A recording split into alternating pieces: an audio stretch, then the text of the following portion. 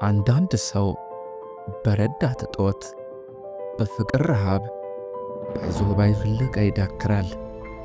አንዳንድ ሰው ደግሞ እንወድሃለን በሚሉት ሰዎች ተከቧል። እንኳንስ ኃጢአት ተጨምሮበት ከኃጢአት በፊት እንኳን ሰው በተፈጥሮ ግድብ፣ ውስንና ቁጥብ ነው። ምን ቢወደን በሁሉም ችግራችን ላይ የሚደርስበት ምልኡነት የለውም።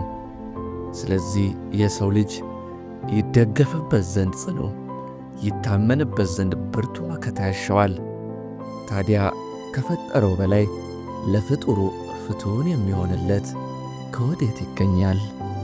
ድንበር የለሹ ደራሽ፣ ገደብ የለሹ ፈዋሽ፣ ላነባ ሁሉ አባሽ ኢየሱስ ነው።